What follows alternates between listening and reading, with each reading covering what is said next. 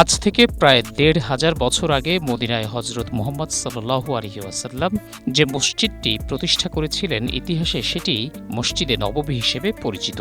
এই মসজিদের স্থাপত্য বিবর্তনের ইতিহাসকে অত্যন্ত গভীর গবেষণার মাধ্যমে নথিভুক্ত করতে একটি বিশ্বকোষ রচনা করেছে সৌদি কর্তৃপক্ষ।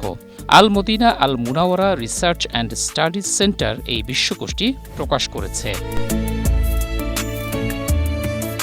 শতাব্দী কাল ধরে ইসলামের অতি গুরুত্বপূর্ণ এই মসজিদের ধারাবাহিক উন্নয়ন ও রূপান্তরের তথ্য সমৃদ্ধ বিশ্বকোষটি একটি নির্ভরযোগ্য তথ্যসূত্র হিসেবে কাজে আসবে বলে জানিয়েছেন সংশ্লিষ্টরা।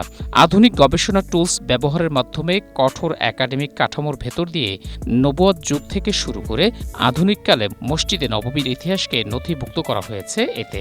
সৌদি প্রেস এজেন্সির সূত্রে এসব তথ্য জানিয়েছে দেশটির বিভিন্ন গণমাধ্যম। সৌদি সরকারের ইসলামের ইতিহাস ও ঐতিহ্য সংরক্ষণের অংশ হিসেবে এই বিশ্বকোষ রচনা একটি মাইলফলক হয়ে থাকবে বলে মনে করছেন সংশ্লিষ্টরা।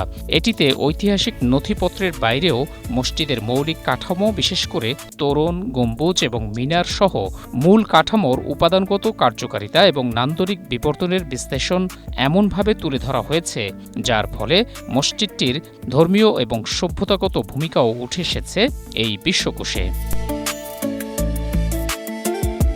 মহসিন কবির, এশিয়া পোস্ট।